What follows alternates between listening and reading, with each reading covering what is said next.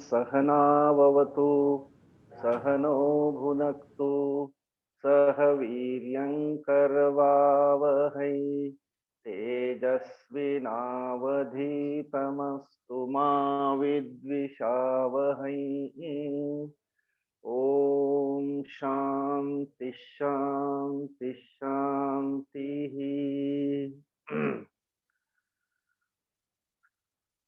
16वें अध्याय की अंतिम कड़ी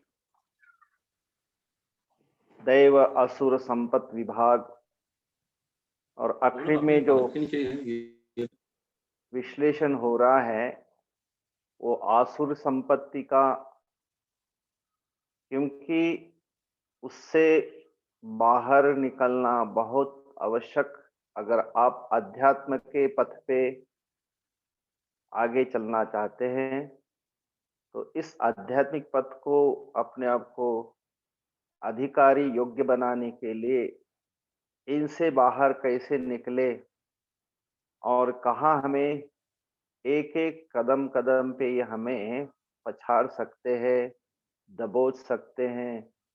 इसलिए इन आसुरी संपत का बहुत अच्छी तरह से यहाँ पे विवरण कर रहे हैं कि ताकि एक एक चीज को अब समझे, कभी भी इसके कब्जे में हम ना आए। इसलिए इस आसुर संपत का यहाँ पे विश्लेषण हो रहा है। कल हमने देखा था 28 से लेकर के कि इसके जो गुण हैं उसको दुर्गुण मानिए।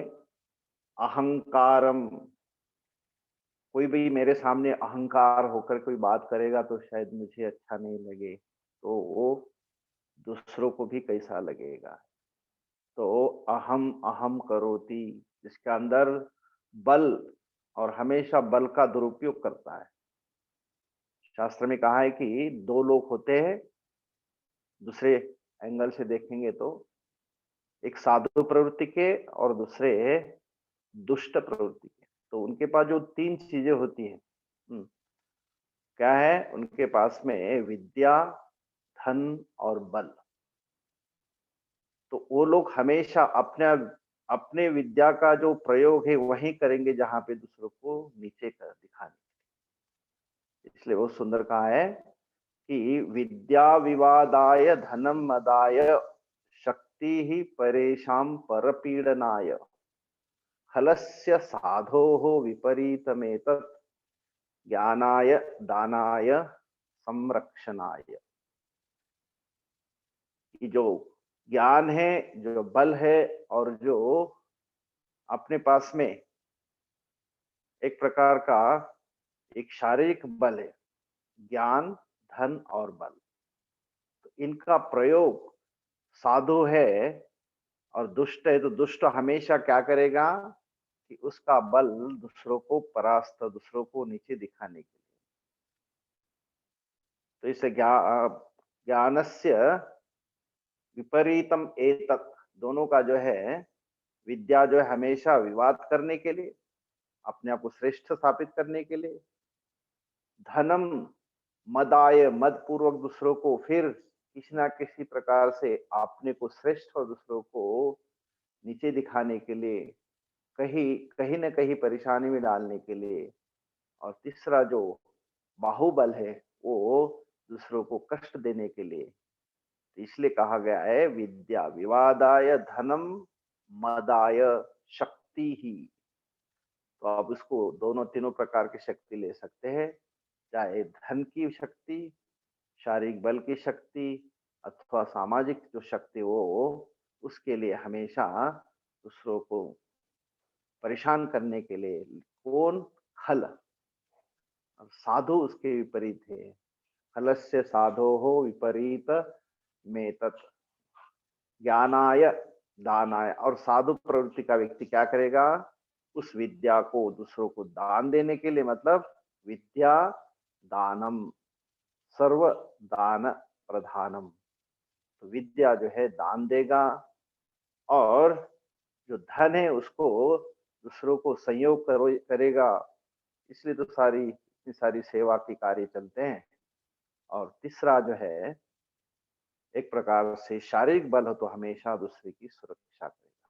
तो ये जो बल है, अहंकार, बल, दर्प, कामम, क्रोधम, संसृताः, ये जो जिनके पास में है, वो क्या करेगा? जिस भगवान कहते मैं उसके अंदर हूँ, माम आत्म परदेहेषु, उनके अंदर मैं हूँ और दूसरों के देहों में भी मैं हूँ।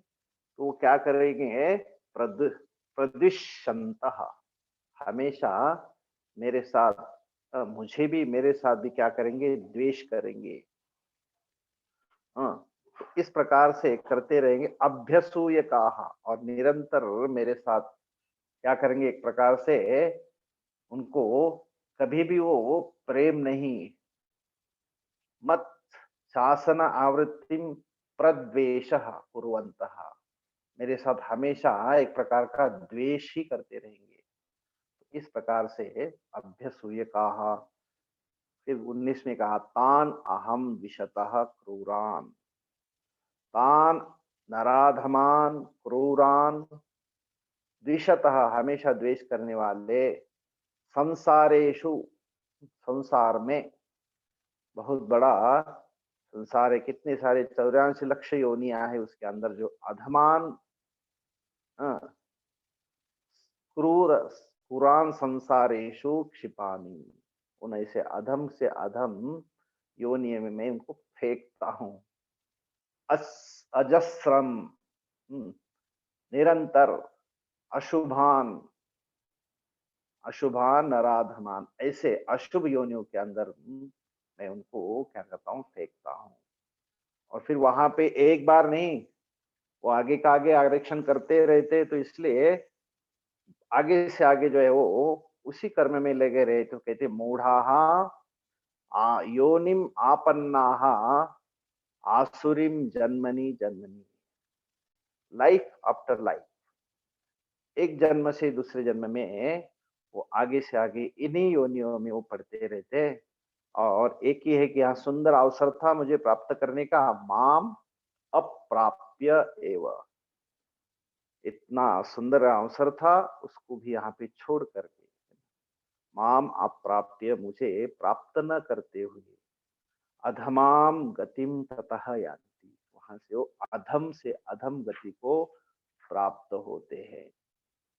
और इसलिए कहा इनके अंदर ये नरक की जो द्वार है, यहाँ पे 21 में कहा था कि इदम द्वारम त्रिविधम कस्य नरकस्य, जहाँ पे नरक इसलिए कहा जाता है कि वहां पे किसी प्रकार का आपको जो है शुभ पवित्रता कहीं भी आपको वहां पे मिलेगी नहीं, अपवित्र, ऐसे नरक के अंदर वो इदम द्वारम, उसका ये द्वार जो है त्रिविधम, 3 प्रकार का है। और किसके लिए? नाशनम आत्मनः, खुद के जो है आत्मा के नाश के लिए। अब यहाँ आत्मा का नाश करना मतलब यहाँ सच्चित आनंद जो आत्मा है उसका नाश नहीं कर रहे। यहाँ नाश मतलब यहाँ पे उसके अंदर जो योग्यता होनी चाहिए, अधिकारित्व तो यहाँ से प्राप्त करने की उनके अंदर योग्यता होती है मनुष्य के शरीर में, उसको भी वो नष्ट कर देता है। आपको किसी परीक्षा में बैठना तो उसके लिए भी आपको क्या चाहिए? क्वालिफिकेशन चाहिए, योग्यता चाहिए। तो अगर वो योग्यता ही नहीं आपके पास, तो वहाँ परीक्षा ही देना आपके लिए कठिन है। तो आगे की जो है आप परीक्षा पास करके फिर आगे कैसे आप दूसरी डिग्री को हासिल कर पाएंगे? इसलिए कहते हैं पुरुषार्थ योग्यता भी उसके अंदर नहीं रहती है। इसलिए उन्होंने कहा कि भाष्यकार कहते हैं यद द्वारम प्रविशन एव नश्यति आत्मा, मतलब कस्मैचित पुरुषार्थाय योग्य न भवति, किसी प्रकार के पुरुषार्थ के लिए व्यक्ति जो है योग्य नहीं रहता, न योग्य भवति इति अतः उच्यते द्वारम नाशनम आत्मनः। यहाँ जो है आकर के मनुष्य जीवन में उसने अपनी योग्यता को खत्म किया है, इसके बाद फिर वो कभी उठ नहीं पाता है, एक बार गिर गया उसका पतन हो गया तो फिर उस अधिकारित्व को प्राप्त नहीं कर सकता, इसलिए कहा है नाशनम आत्मनः। तो ये त्रिविधम द्वारम कौन से, तो कहा कामः, क्रोधः तथा लोभः। ये तीनों के तीनों जो है ये तीन प्रकार के द्वार है। तो क्या करना चाहिए, इसलिए तस्मात् देयरफॉर, इसलिए आप क्या करें, एतत् त्रयम त्यजेत, इन तीनों का त्याग करना चाहिए। त्यजेत त्यजेताम त्यजेयुः, एतत् द्वारम त्यजेत। अब कहती है स्वर्ग का द्वार होगा, स्वर्ग के यहाँ पे तीन प्रकार नहीं बताए। किसी ने प्रश्न कहा था, किसी बच्चे ने प्रश्न किया कि स्वामी जी स्वर्ग के लिए तो आप एक ही द्वार बताते हो और नरक के लिए तीन प्रकार के द्वार बताएं। तो कहा भाई वहां पे स्वर्ग में जाने के लिए ज्यादा भीड़ नहीं होती। जहाँ ज्यादा भीड़ होती है ना, वहां ज्यादा काउंटर खोलने पड़ते हैं, इसलिए यहाँ ज्यादा भीड़ होती है, इसलिए तीन तीन काउंटर जो द्वार है उसके गेट खोलने पड़ते हैं। तो त्रिविधम नरकस्य इदम कामः क्रोधः लोभः, इसलिए इनका क्या करना चाहिए, त्याग करना चाहिए। तस्माद् एतत् त्रयम् त्यजेत। अब 22वां श्लोक पीछे बोलेंगे। एतैर्विमुक्त कौन्तेय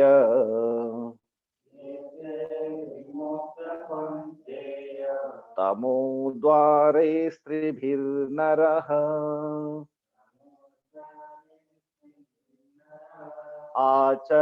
आचरत्यात्मनः श्रेयः ततो याति परां गतिम्। एतैः विमुक्तः कौन्तेय तमोद्वारैः त्रिभिः नरः आचरति आत्मनः श्रेयः ततः याति परां गति। हे कुंती पुत्र अर्जुन, देयरफॉर, इसलिए क्या करना चाहिए आपको, you have to avoid all the. एतैहि विमुक्तः, इससे हमें अपने आप को छुटकारा पाना चाहिए, है ना। इनसे हमें अपने आप को बचाना चाहिए। इनके द्वारा, तमो द्वार ही, जो तीन प्रकार के जो द्वार है, तमह, तमो द्वारे तमह तमसः नरकस्य, तमस इसलिए कहा है यहाँ पे एक प्रकार से नरक का ही द्वार है। दुख मोहात्मकस्य, यहाँ जाने के बाद कोई सुख का नाम लेश भी नहीं, दुख ही दुख है। तो दुख मोहात्मकस्य, दुख और मोह रूप अंधकारमय नरक के ये जो है तीनों द्वार है, इसलिए तमो द्वार ही, जहाँ पे अंधकार ही अंधकार है, कुछ सूझता नहीं, वहां जाने के बाद तो त्रिभी द्वार ही नरः, क्या करना है नरः, एतैहि विमुक्तः, इनसे मुक्त होकर के क्या करना चाहिए, आचरति आत्मना श्रेयः, अपने आप को अगर श्रेयस के मार्ग पे लाना चाहते हैं, श्रेयः यत् प्रतिबद्धः पूर्वम न आचरति तद अपगमात आचरति, इसके पहले उसने इसकी साधना नहीं की, और इसलिए पता चला कि यहाँ आने के बाद मनुष्य जीवन में आने के बाद अगर इसी में अगर लगे रहेंगे तो फिर आगे जो है निकलने का कोई रास्ता नहीं, सब रास्ते बंद हो जाएंगे। इसलिए उसने ये समझ लिया, तो इसलिए क्या क्या उन्होंने, ये तैहि तमो द्वारैहि स्त्रिभिः नरः विमुक्तः, इससे मुक्त होकर के एक को छोड़ करके फिर आचरति कौन सा मार्ग, श्रेय मार्ग, किसके लिए श्रेय, आत्मनः श्रेय, खुद के श्रेय के लिए, खुद के आत्म कल्याण के लिए। इसलिए दो प्रकार के और एक पथ बनाए शास्त्र ने, श्रेयश्च प्रेयश्च मनुष्य में तो संप्रदिक्त विविनक्ति धीरः, धीरः श्रेयस और प्रेयस इन दोनों में से एक मार्ग को अपनाता है। प्रेयस बहुत अच्छा लगता है, सब कुछ प्रिय लगता है, मधुर लगता है, लुभावना लगता है, लेकिन प्रेय जो है अपने को संसार में बांध देता है। और श्रेय क्या करता है, मनुष्य को यहाँ से संसार से मुक्त कराता है। इसलिए श्रेय आत्मनः आचरति, आत्मा का श्रेय, आत्म कल्याण चाहने वाला इसका आचरण करता है। फिर जो आचरण करता है इस श्रेय का, तो उसका क्या होता है, ततः उसके बाद में पराम गतिम याति, वहां से वो परम गति को प्राप्त होता है। यत प्रतिबद्ध पूर्वम, पहले इनसे बद्ध था, इन काम क्रोध आदि के कारण, इसलिए उसने उसका आचरण नहीं किया। लेकिन तद अपगमा, जब ये तीनों को इन्होंने छोड़ दिया, विमुक्त हो गया उनसे, ततः तद आचरणात्, उसका इस श्रेय का आचरण करते हुए पराम गतिम, भाष्यकार कहते परागति मतलब मोक्षम, जो जीवन का परम पुरुषार्थ है उसको गतिम याति, उसको प्राप्त होता है। तो अब कहते हैं इस समस्त आसुरी संपत्ति का त्याग और कल्याण का जो आचरण है, आत्म कल्याण का, तो ये जो है सारा का सारा हमें ये रास्ता कहाँ से सूझता है, कौन हमें इसके लिए समझाता है, तो कहते इसलिए कहा जाता है कि हमारे लिए एक मार्गदर्शी जो है हमारा शास्त्र, और उस शास्त्र को समझाने के लिए उसके लिए होते आचार्य। तो शास्त्र हमारे लिए क्या श्रेष्ठ है, क्या श्रेष्ठ नहीं है, क्या नरक के द्वार है, कौन से श्रेय के द्वार है, ये समझाने के लिए, हमारे लिए, हमारे आंखों को खोलने के लिए, आत्मदर्शन कराने के लिए, इसको शास्त्र ही एक प्रमाण है।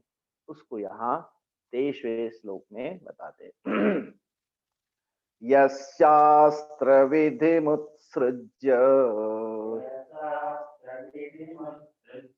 वर्तते कामकारतः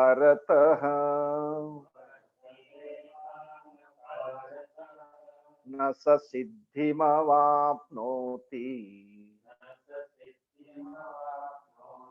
न सुखम न पराम गतिम। यह शास्त्र विधिम उत्सृज्य वर्तते कामकारतः न स सिद्धिम अवाप्नोति न सुखम न पराम गति।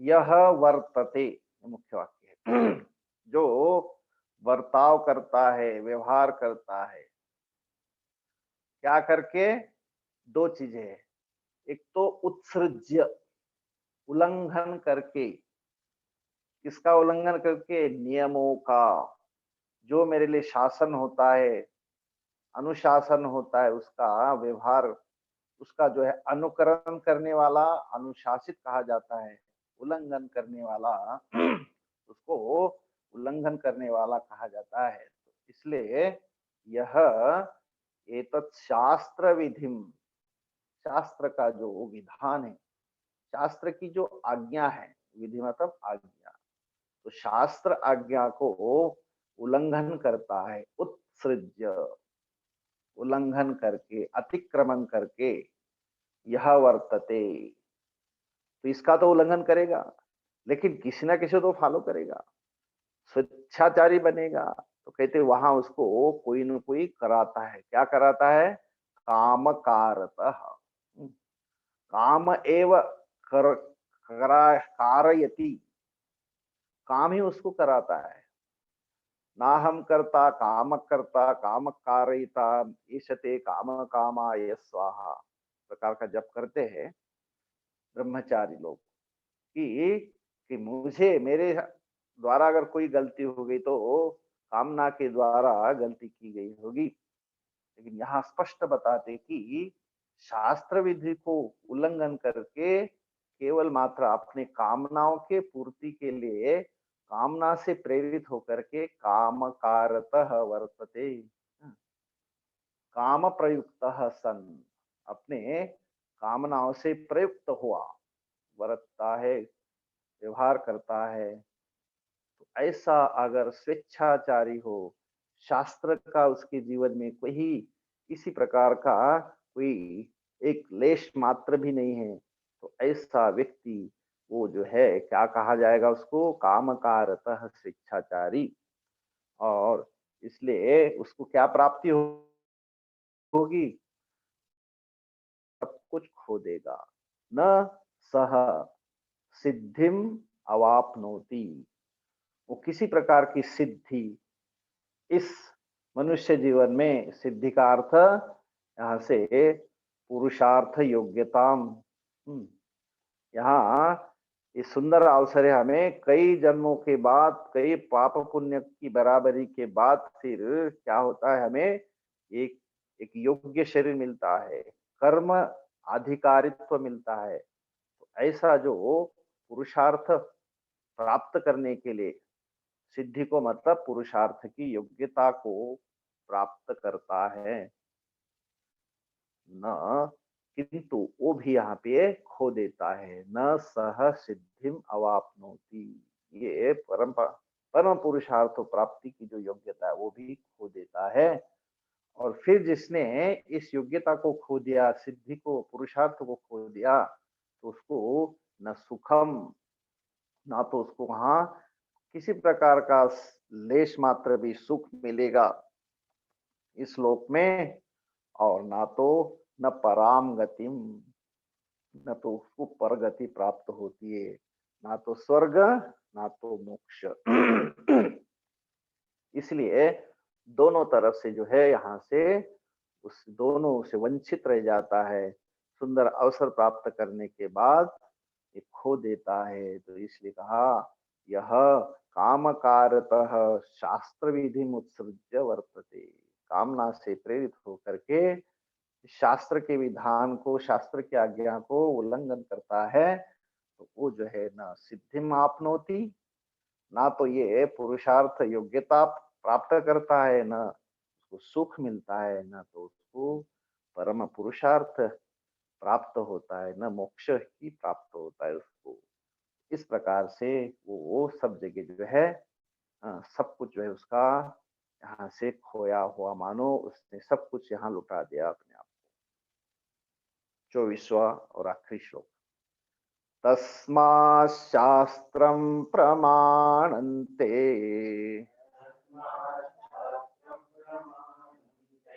कार्याकार्य व्यवस्थितौ ज्ञात्वा शास्त्र विधानोक्तम् कर्म कर्तुमिहार्हसि।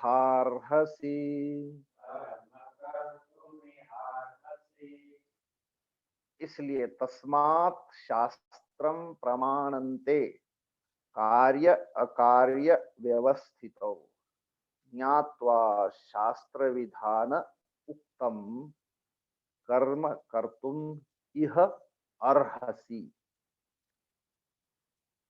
तस्मात, इसलिए जब कहा गया कि शास्त्र का ही मेरे जीवन में एक योग्यता हासिल करने के लिए माध्यम है, शास्त्र मेरे लिए विधान है, शास्त्र मेरे लिए आज्ञाकारी है, तो शास्त्र की आज्ञा पालन करता है तो वो किसके लिए, श्रेयस के लिए प्राप्त होता है, नहीं तो वो सब कुछ खो देता है। हाँ, इसलिए अगर हमें ये सब हम न खोए और पुरुषार्थ योग्यता को हासिल करे, तो इसलिए कहते शास्त्रम प्रमाणम। तो क्या मुझे हासिल कराता है, क्या मेरे से खो जाता है, इसको बताने के लिए मेरे पास में शास्त्रम प्रमाणम, प्रमाकरणम प्रमाणम। अगर मुझे कुछ इस सामने देखना है, रास्ता देखना है, तो मेरे लिए क्या है उसका ज्ञान, रास्ते में कोई जा रही गाड़ी घोड़ा जा रहा है, तो मेरे पास में क्या है, प्रमाणम, आंखें मेरी देखती है कि ये चीज जा रही है। तो आंखों का जो देखना है, रूप को प्राप्त करना है, रूप को ज्ञान करना है, वो ज्ञान किससे होता है मुझे?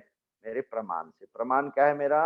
ये दृष्टि, जो मेरी देखने की शक्ति। तो बाहर जितने सारे रूप उसको देखने के लिए मेरे पास चक्षु ही प्रमाण है।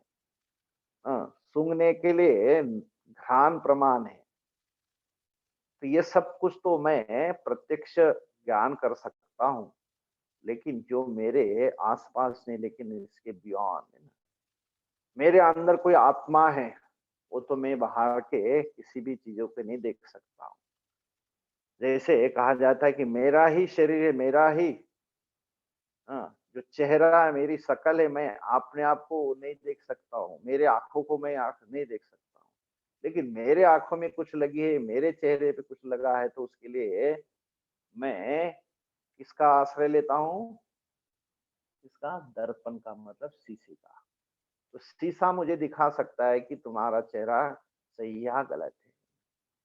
तो आदर्शम जो मुझे अपने आप को दिखाता है, इसी तरह मेरे अंदर आत्म तत्व जो है उसको समझाने के लिए, दिखाने के लिए मेरे पास में भगवान ने ऋषियों के, गुरुओं के माध्यम से परंपरागत प्राप्त हुआ हमारे लिए शास्त्र प्रमाण माना जाता है। क्योंकि जैसे दर्पण में अपने शिष्य के अंदर मुझे अपना ज्ञान होता है, ठीक वैसे ही मुझे अपने आत्म तत्व का ज्ञान प्राप्त करने के लिए ये शास्त्र रूपी दर्पण को देखना चाहिए। शास्त्र रूपी दर्पण किसको दिखाता है? और किसी को नहीं दिखा, तो अपने आप को दिखाता है कि आपके इस स्थूल शरीर के परे भी कोई चीज है, और उसको आत्मा अनात्मा रूप में समझाता है। क्या आत्मा है, क्या अनात्मा है। तो इसी तरह से जैसे मेरे शकल को दिखाने के लिए मेरे लिए दर्पण सामने होता है ना। तो कितने बार देखता हूँ मैं अपने आप में, शरीर, मेरे शकल को कितने बार देखता हूँ? एक बार नहीं, अनेकों बार। जहां जहां मौका मिलता है वहां पे हम शकल में देखते हैं, और उसके अंदर हमेशा देते मैं तो ठीक हूँ, मेरा भले ही ऐसा वैसा चेहरा, लेकिन मैं उससे तो ठीक ही हूँ। अपने आप को कुछ ना अच्छा ही ढूंढता उसके अंदर। तो शास्त्र भी अपन को कुछ मेरे जीवन की सच्चाई और अच्छाई ढूंढने के लिए मेरे सामने वो प्रमाण बनता है। इसलिए कहा जाता है मेरे जीवन में शास्त्रम प्रमाणम। किसके लिए? ते कार्य, हाँ, अकार्य व्यवस्थितो। क्या करना, क्या छोड़ना, हाँ, किसकी मुझे साधना करनी है और किसको अवॉइड करना है, किसको छोड़ना है। कार्य का अर्थ होता है करने योग्य, करणीयम कार्य, कर्तव्यम कार्य। और ठीक उसके विपरीत अकार्य, मतलब जहां पे मुझे नहीं करना चाहिए, उस रास्ते को नहीं अपना चाहिए। तो ये जो व्यवस्था है, कर्तव्य अकर्तव्य की जो व्यवस्था है, तो ये मात्र मुझे शास्त्र ही बता सकता है। तो कार्य अकार्य व्यवस्थितो ते, ऐसी जो व्यवस्था है, क्या करने हैं क्या करने हैं, वो शास्त्रम प्रमाणम। तो ये जो है मेरे लिए शास्त्र ही प्रमाण है। इसलिए क्या करे? शास्त्र विधान उत्तम। शास्त्र का विधान, शास्त्र की आज्ञा, शास्त्र का जो उत्तम मतलब जो इति कर्तव्यता, स्वकर्म कर्तुम, अपने आप को क्या करना चाहिए क्या नहीं करना चाहिए, जो उत्तम मतलब कथितम। तो वो जो कहा हुआ है शास्त्र के द्वारा जो विधान है, उसको क्या करे? ज्ञात्वा, समझ करके, जान करके, फिर फिर क्या करे? क्योंकि तुम चुपचाप तो बैठे ही नहीं, कुछ ना कुछ तो करना चाहोगे। नहीं कश्चित क्षणम अपि जातु तिष्ठति अकर्मकृत। कोई भी एक कर्म किए बिना तो नहीं रहेगा। नहीं जान के करेगा तो मनमानी करेगा, स्वेच्छाचारी करेगा। तो जरूरी नहीं कि वो कुछ समझ करके आया है। तो मनमानी करेगा, स्वेच्छाचारी करेगा, तो अवश्य वो उल्टा काम करेगा। लेकिन जान करके करेगा तो अवश्य ही वो सदगति को प्राप्त होगा। तो इसलिए क्या कर्तव्य है? कर्म कर्तुम। जब आप कर्म करने के लिए तत्पर है, क्योंकि ये मनुष्य शरीर के अंदर ही वो अधिकारित्व है। बाकी जितने सारे शरीर है उसके अंदर शरीर तो है, लेकिन उनके अंदर कर्तव्य कर्म करने की उनके अंदर क्या नहीं है, वो कैपेसिटी नहीं, क्या करना और क्या नहीं करना है। तो हमारे अंदर कर्म करने की जो है शक्ति भी है और विवेक है। इसलिए ये कहा जाता है कर्म अधिकारी शरीर। यहाँ आकर के मैं अच्छी तरह से कर्म का पालन कर सकता हूँ। तो कर्तव्यम कर्म, तो कर्म कर्तुम इह अर्हसि, इस मनुष्य जीवन में, यह का अर्थ होता है इस मनुष्य जीवन में कर्म करने योग्य हो आप।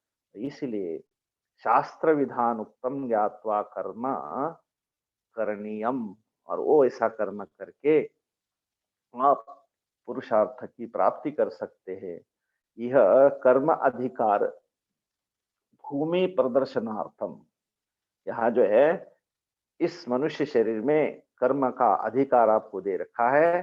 तो उस लक्ष्य को हासिल करने के लिए आप यहाँ से आप अपने आप की क्या कर सकते हैं, उन्नति, आत्म का विकास, और जहाँ की जिसके लिए हमको यहाँ भगवान ने सुंदर अवसर दिया है उसकी आप पूर्ण रूप से उसका उपयोग ले सकते हैं।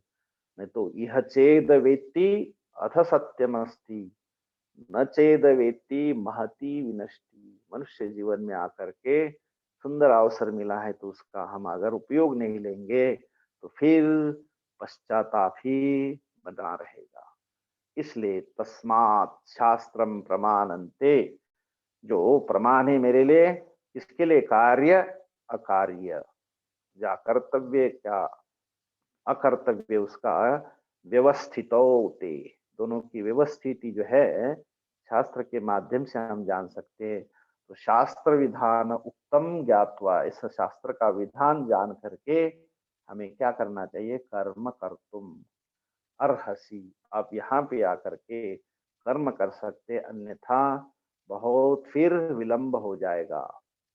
तो इसलिए शास्त्र का विधान जानने के लिए हमें समझ समझ करके कर्म करना चाहिए।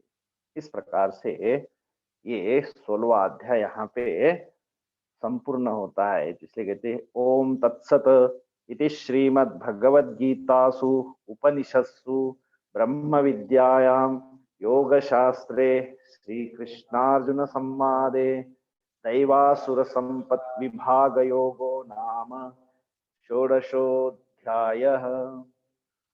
ओम तत्सत, आत्म तत्व सत्य है, इति श्रीमद् भगवद गीता, सुगीता के अंदर वही सत्य का ही यहाँ पे व्याख्यान और विश्लेषण किया गया है। और इसको भगवद गीता का जो ज्ञान है जो उपनिषदों में समझाया हुआ, उपनिषत्सु एक ने अनेकों, इसलिए बहुवचन में उपनिषदों में समझाया हुआ ज्ञान, और वो ज्ञान क्या है, ब्रह्म विद्या, ब्रह्म की विद्या, और वही योग शास्त्र जोड़ने वाला, जीव जो शिव को जुड़ाता है, जोड़ देता है, और वो हमें ये जो ज्ञान प्राप्त हुआ जोड़ने का, इनके माध्यम से भगवान कृष्ण और अर्जुन के संवाद के माध्यम से, श्री कृष्ण अर्जुन संवादे, उनका जो प्रश्नोत्तर है, भगवान अर्जुन के प्रश्न को उत्तर देते हुए, और यहाँ पे इस टॉपिक, ये जो है इसका विषय था इस योग का, क्या दैव असुर संपत्त विभाग, इसका जो है यहाँ पे विभागकरण किया है, क्या दैव और क्या असुर संपत्ति है उसको समझाया। तो इस प्रकार से ये 16वां अध्याय पे समाप्त हुआ। ठीक, कल फिर एक बार आपको संक्षेप में इसको समझाने की चेष्टा करेंगे। ओम, 3 श्लोक बोलते एक बार साथ में। एतैर्विमुक्त कौन्तेय तमोद्वारै स्त्रिभिर्नरः आचरत्यात्मनः श्रेयः ततो याति परां गतिम् विधिमुत्सृज्य वर्तते कामकारतः न स सिद्धिमवाप्नोति न सुखं न परां गतिम् तस्मात् शास्त्रं प्रमाणन्ते कार्याकार्यव्यवस्थितो ज्ञात्वा शास्त्रविधानोक्तं कर्म कर्तुमिहार्हसि। ॐ पूर्णमदः पूर्णमिदं पूर्णात् पूर्णमुदच्यते पूर्णस्य पूर्णमादाय पूर्णमेवावशिष्यते। ओम शांति शांति शांति। हरिः ओम। श्री गुरुभ्यो नमः। हरिः ओम।